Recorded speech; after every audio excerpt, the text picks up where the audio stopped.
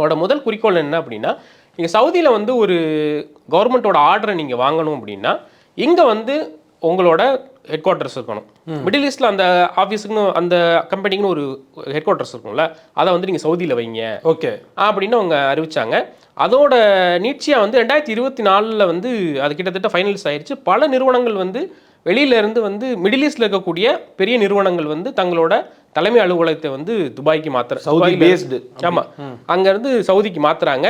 இதில் வந்து முக்கியமாக வந்து யுஏயில் இருக்கக்கூடிய நிறைய கம்பெனிகள் வந்து சவுதிக்கு வந்து ஷிஃப்ட் ஆகுறாங்க. ஸோ இது வந்து யுஏக்கு வந்து ஒரு பெரிய டென்ஷனாக வந்து இருந்துட்டு இருக்கு.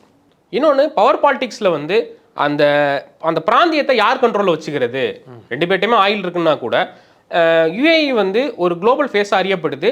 அதே நேரத்தில் இந்த புகழுக்காக வந்து சவுதி வந்து ஒரு சைடு வந்து அதுக்கான முயற்சிகள் இறங்கிட்டு இருக்காங்க. இது வந்து டைரக்டான வந்து எந்த விதமான வார் கிளாஷுமே வந்து இது வரைக்கும் நடந்தது கிடையாது. ஆனால் வந்து மறைமுகமாக வந்து சில இடங்கள்லாம் வந்து இது நடக்குது. இப்போ நீங்கள் பக்கத்தில் எடுத்துக்கிட்டிங்கன்னா சவுதிக்கு பக்கத்தில் ஏமன்கிறது ஒரு சின்ன நாடு. ஏமனில் கிட்டத்தட்ட 3 அரசு அமைப்புகள் வந்து இருக்குது. ஒன்று ஹவுதி கிளர்ச்சியாளர்கள் ஒரு சைடு இருக்காங்க, இன்னொன்று இடைக்கால அரசு ஒன்று இருக்குது, இன்னொன்று எஸ்டிசி அப்படின்னு சொல்லிட்டு அவங்க ஒரு கிளர்ச்சி படை வந்து தனியாக வந்து அவங்க ஒரு அரசாங்கம் நடத்திக்கிட்டு இருக்காங்க.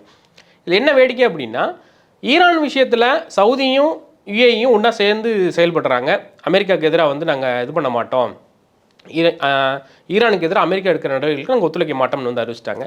ஆனால் அதே இது ஏமன் விஷயத்தில் பார்த்தீங்க அப்படின்னா ஹவுதிக்கு வந்து எதிராக இருக்குது சவுதி. ஹவுதி கிளர்ச்சியாளர்களை வந்து ஒடுக்கணும் அப்படிங்கிறதுல ரொம்ப தீவிரமாக வந்து சவுதி வந்து ரொம்ப நாளாகவே வந்து ஈடுபட்டு வந்துட்டு இருக்காங்க.